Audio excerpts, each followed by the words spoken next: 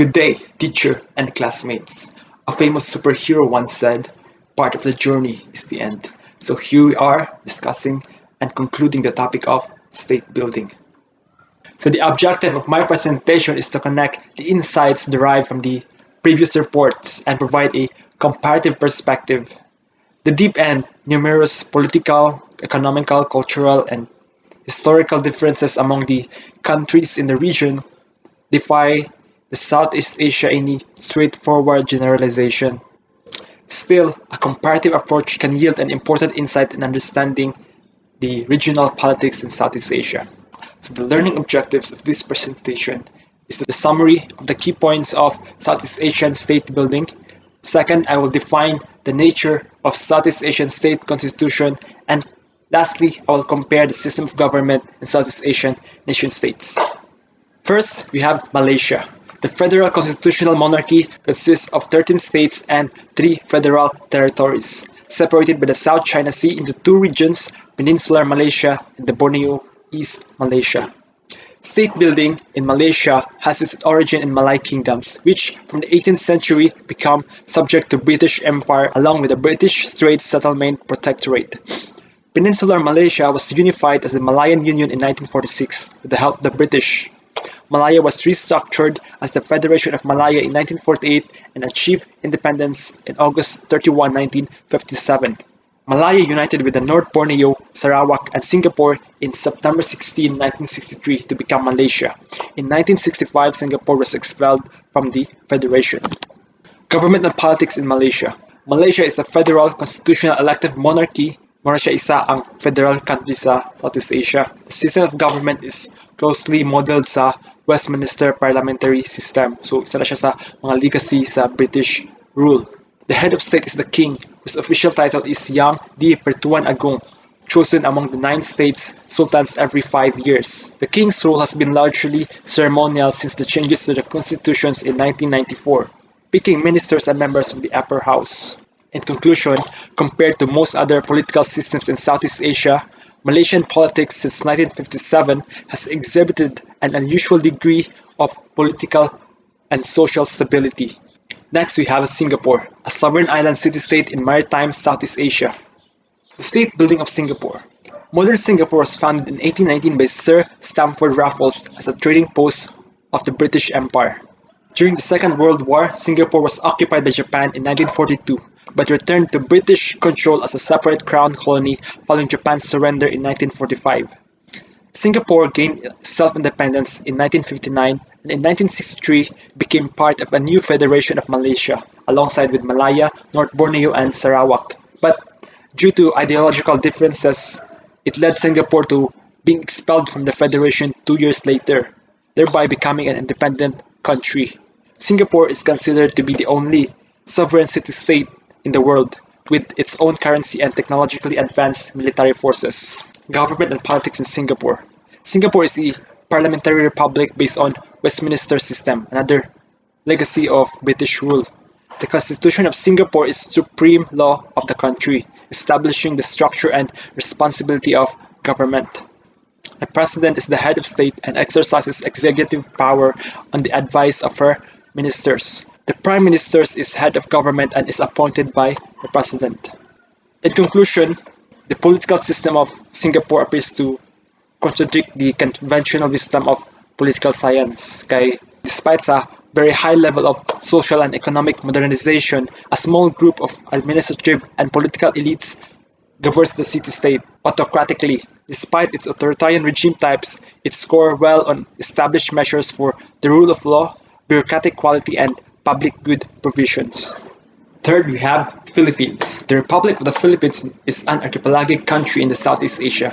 The Philippines is considered to be an emerging market and a newly industrialized country, which has an economy of transitioning from being based on agriculture to being based more on services and manufacturing. So the state building in the Philippines. So the arrival of Ferdinand Magellan, a Portuguese explorer, marked the beginning of Spanish colonization.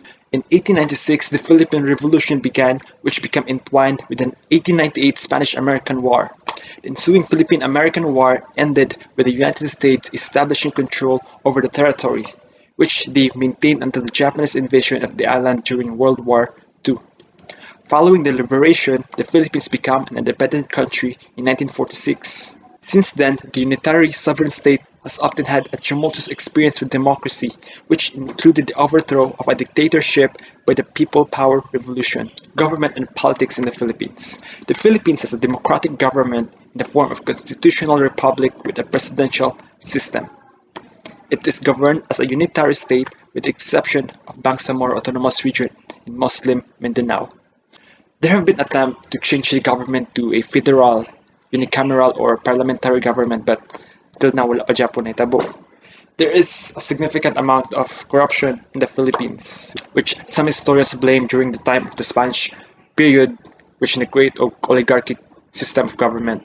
So in conclusion, despite the regime changes in 1972 and 1986, many facets of the late colonial period and the first Filipino democracy from 1946 to 1972 have survived until today. This is true for the basic constitutional makeup and organization of the state, the electoral system, the judiciary, as well as the basis of the party system, the sociological profile of the political elite, and their relationship with the electorate and the broader society. Next we have Indonesia. The Republic of Indonesia is a country in Southeast Asia and Oceania between the Indian and Pacific Oceans. The state building of Indonesia. So Indonesia has been a valuable region for trade since the at least 7th century when Srivijaya and later Majapahit traded with entities from mainland China and the Indian subcontinent. Sunni traders and Sufi scholars brought Islam, while Europeans introduced Christianity through colonization. Although sometimes gina-interrupt sa Portuguese, French, or British, the Dutch were the foremost colonial power of much of their 350 years presence in the archipelago. The concept of Indonesia as a nation-state emerged in the early 20th century and the country proclaimed its independence in 1945. However, it was not until 1949 that the Dutch recognized Indonesia's sovereignty following an armed and diplomatic conflict between the two. The Japanese invasion and the subsequent occupation during World War II ended the Dutch rule. So 2 days after the Japanese surrender in August 1945, Sukarno and Muhammad Hatta proclaimed Indonesian independence and were appointed president and vice president respectively. The Netherlands attempted to establish their rule, and a bitter armed and diplomatic struggle ended in 1949. Despite extraordinary political, social, and sectarian divisions, Indonesians on the whole found unity in their fight for independence. So the government and politics in Indonesia. Indonesia is a republic with a presidential system. Following the fall of the new order in 1998, political and governmental structures have undergone sweeping reforms with 4 constitutional amendments, revamping the executive, legislative, and the judicial branches. The President of Indonesia is the head of state, the head of government, the commander-in-chief of the Indonesian National Armed Forces. Since 1999, Indonesia has had a multi-party system. In all legislative elections since the fall of the new order, no political party has managed to win an overall majority of the seats. So, basically, democratic kayo ang Indonesia. So, in conclusion, considering its difficult background and conditions, few observers expected Indonesia to become what is considered Southeast Asia's strongest and most stable democracy. Indonesia's democracy has so far been able to defend itself against the destructive impact of populism that is haunting democracies in the rest of Southeast Asia. Fifth, we have Thailand. The Kingdom of Thailand, or formerly known as Siam, is a country in Southeast Asia. Thailand is a constitutional monarchy and parliamentary democracy. However, in recent history, its government has experienced multiple coups and period of military dictatorship. State building in Thailand. So throughout 18th and 19th century, Thailand faced imperialist pressure from France and United Kingdoms, including many unequal treaties with Western powers and forces. Following the bloodless revolution in 1932, Siam became a constitutional monarchy and changed its official name to Thailand. In late 1950s, a military coup under the Field Marshal Sarit Thanagrat revived the monarchy's historical influential rule in politics. Apart from a brief period of parliamentary democracy in mid-1970s, Thailand periodically alternate between democracy and military rule. Since the 2000s, Thailand has been caught in a bitter conflict between the supporters and opponents of Thaksin Shinawatra, which culminated in 2 coups most recently in 2014, and the establishment of its current and the 20th constitution, and faces the ongoing 2020 Thai protests. So Thailand is the only country in Southeast Asia that has not been directly colonized by any Western state. Government and politics in Thailand. The politics of Thailand is conducted within the framework of constitutional monarchy, which means the king is the head of state. The power of the king are limited by constitution and he is primarily a symbolic figurehead. Thailand's king are protected by lese majesty, laws which allows critics to be jailed for 3 to 15 years. The king is the head of state and the armed forces. Kinahanglan po siya nga Buddhist siya dapat. He is a defender of the faith. He has the power to appoint his heirs and the power to grant pardons at the royal assent. In conclusion, despite some initial progress in the 1990s, Thailand's process of democratization regressed in the 2000s, a process that twice culminated in the collapse of civilian government and democratic rule after military political intervention. Yet, the political developments of the past 15 years or so appear to reflect a deeper crisis of legitimacy and an identity in Thai politics and society rather than merely among political elites. Next, we have Brunei. Brunei is the only sovereign state completely on the island of Borneo. The remainder of the island's territory is divided between the nations Malaysia and Indonesia. State building of Brunei. At the peak of the Bruneian Empire, Sultan Bolkiah is alleged to have had control over the most regions of Borneo. During the 19th century, the Bruneian Empire began to decline. The Sultanate ceded Sarawak to James Brooke and installed him as the White Raja, and it ceded Sabah to the British North Borneo Chartered Company. In 1888, the Brunei became a British protectorate and was assigned a British resident as a colonial manager in 1906. After the Japanese occupation during the World War II in 1959, a new constitution was written. In 1962, a small armed rebellion against the monarchy was ended with the help of the British. Brunei gained its independence from the United Kingdom on January 1, 1984. Government and politics in Brunei. So Brunei's political system is governed by the constitution and the national tradition of the Malay Islamic monarchy. The three components of MIB or Malay Islamic monarchy covered Malay culture, Islamic religion, and the political framework under the monarchy. It has a legal system based on English common law, although Islamic law or Sharia supersedes this in some cases. Brunei has a parliament, but there is no election. The last election was held in 1962.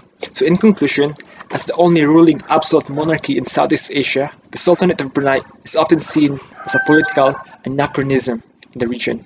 Yet it is also a beacon of political stability in Southeast Asia. Next we have Myanmar, also called Burma, a country located in the western portion of mainland Southeast Asia. In 1989, the country's official English name, which it had held since 1885, was changed from the Union of Burma to the Union of Myanmar. So the state building of Myanmar. The early 19th century Kunbaong dynasty ruled over an area that included the modern Myanmar and briefly controlled the Manipur and the Assam as well. The British East India Company seized control of the administration of Myanmar after three Anglo-Burmese wars in 19th century. On January 4, 1948, the nation became an independent republic under the terms of the Burma Independence Act of 1947. The government and politics of Myanmar. So the country is governed as a parliamentary system with a bicameral legislature with an executive president accountable to the legislature, with 25% of the legislators appointed by the military and the rest elected in general elections. In conclusion, the key challenge of political development in post-colonial Burma have been center-periphery conflict resulting from the unsolved problems of state and nation building and institutionalization of stable and effective civilian political structures. Myanmar is far from completing its first transition from an authoritarian government towards a democratically elected one and will not face the second transition towards a consolidated democratic regime in the near future. Next, we have the little country of East Timor, a southern Asian nation occupying half the island of Timor. So the state building of East Timor. East Timor was colonized by Portugal in 16th century, but until November 1975, when the Revolutionary Front of an independent East Timor declared the territory's independence. 9 days later, it was invaded and occupied by the Indonesian military. It was declared to be Indonesia's 27th province the following year. In 1999, following the United Nations sponsored Act of Self-Determination, Indonesia relinquished control of the territory. As Timor-Leste, it became the first sovereign state of the 21st century and joined the United Nations and the community of Portuguese language countries. In 2011, East Timor announced its intention to be part of the ASEAN. The government and politics of East Timor. The head of state of East Timor is the president of the republic, who is elected by the popular vote for a 5-year term. Although the president's executive powers are somewhat limited, he or she has the power to appoint a prime minister and veto government legislation. So in conclusion, since it gained independence in 2002, the Democratic Republic of Timor-Leste has strived to create a democratic and effective state out of the ashes of colonial rule, armed conflict, and foreign occupations. With the assistance of the United Nations and the other international actors, the new nation has undergone enormous state and democracy building efforts since the turn of the century. Next, we have Cambodia. The Kingdom of Cambodia is a country located in the southern portion of the Indochina Peninsula in Southeast Asia. State building in Cambodia. In 1863, Cambodia became Protectorate of France and later was incorporated into French Indochina of Southeast Asia. Cambodia gained independence from France in 1953, the Vietnam War in 1965 with the expansion of the Ho Chi Minh Trail and establishment of Sihanouk Trail. The following Cambodian coup of 1970, which installed the right-wing pro-US Khmer Republic and deposed the king of Sihanouk, gave his support to his former enemies, the Khmer Rouge. Following the 1991 peace accords, Cambodia was governed briefly by a United Nations mission. In 1997, factional fighting resulted in the ousting of the government by the Prime Minister Hun Sen and the Cambodian People's Party, who remain in power as of April 2020. Government and politics in Cambodia. National politics in Cambodia takes place within the framework of the nation's constitution of 1993. The government is a constitutional monarchy operated as a parliamentary representative democracy.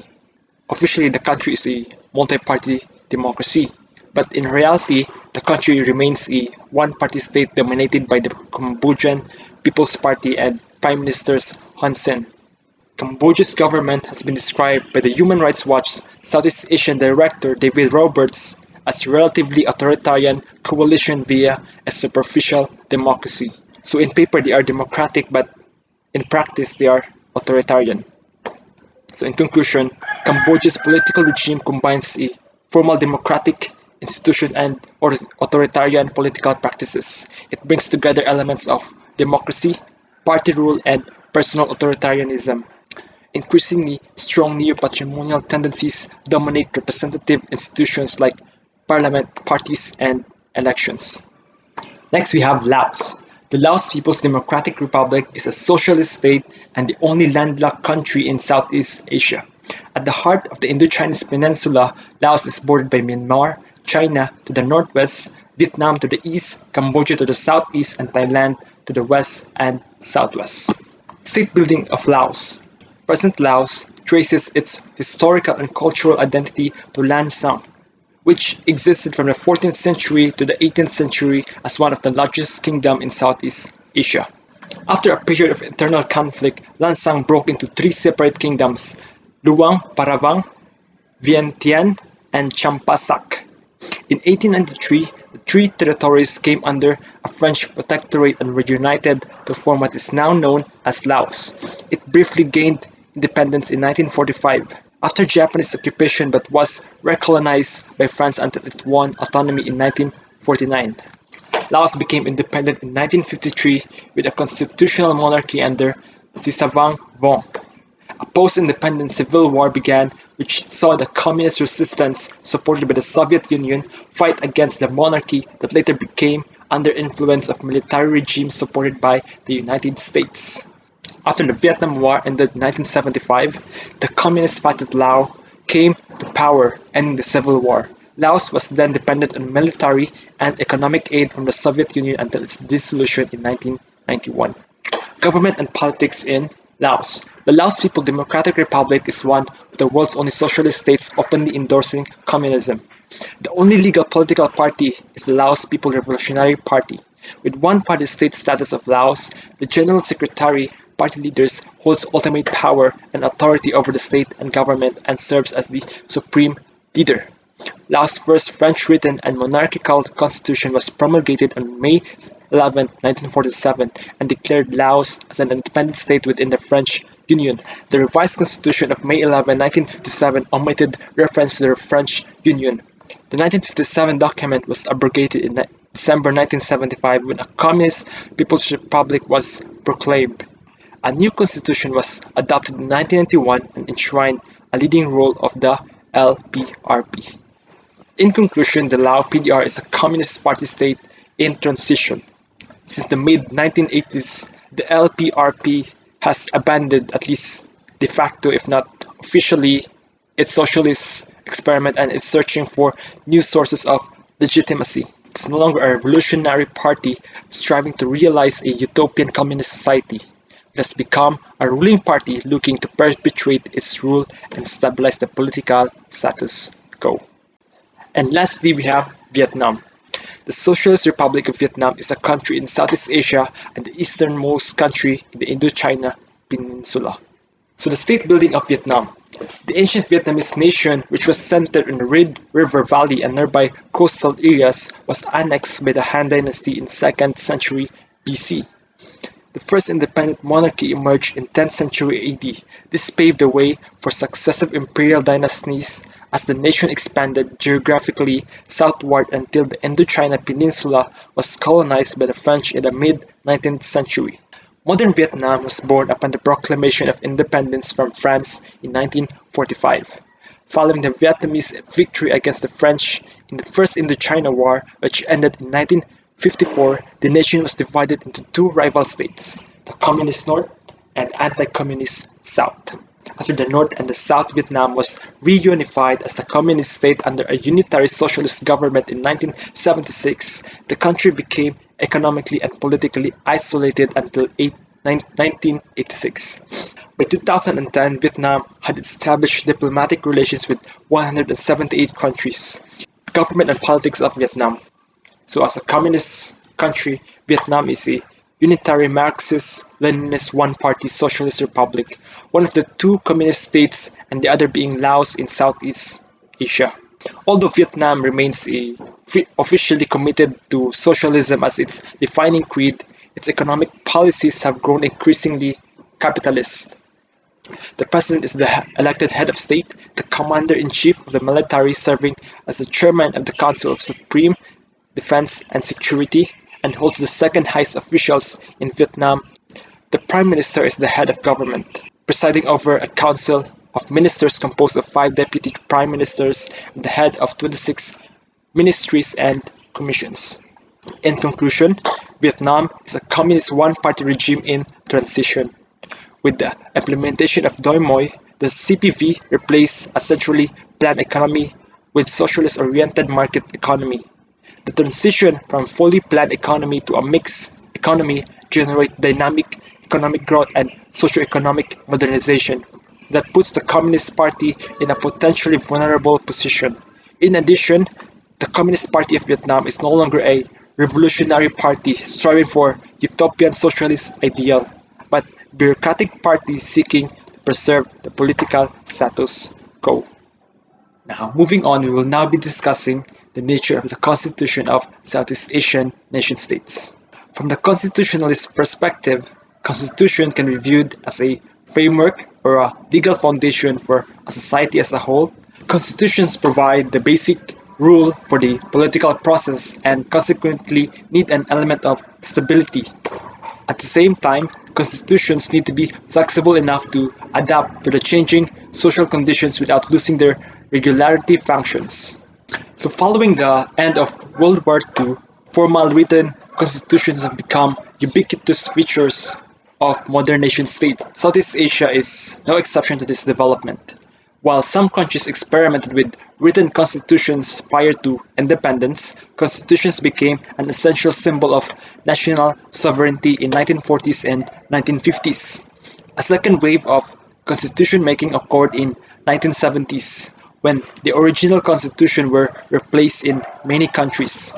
Finally, the downfall of Marcos' dictatorship in the Philippines and the passing of the Provisional Freedom Constitution in 1986 ignited another wave of constitutional reform in the region, which resulted in the drafting of a new constitutions or total revisions of the constitutional text in 8 countries.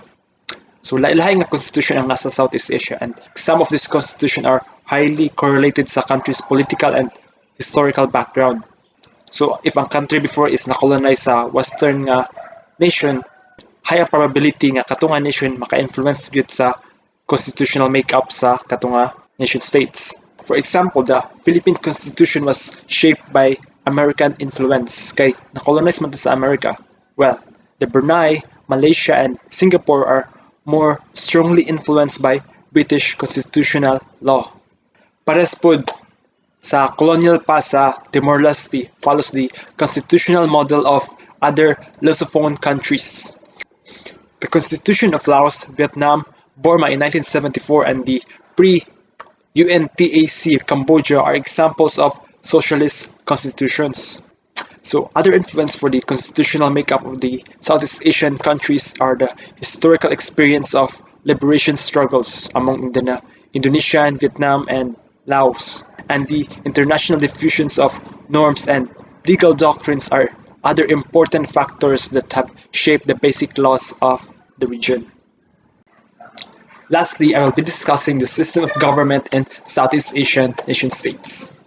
The system of government in Southeast Asian nation states are composed of 3 constitutional monarchy, 1 absolute monarchy, 2 socialist republics, and 4 democracies. But political systems in the region do not all fit existing typologies neatly. Ka example sa authoritarian Brunei, the Sultan also serves as Prime Minister, and sa Thailand, nominally parliamentary system of government is actually led by a military junta whose chair serves as a Prime Minister. In Myanmar, it has a system of government with an elected but unimpeachable president who directs the government.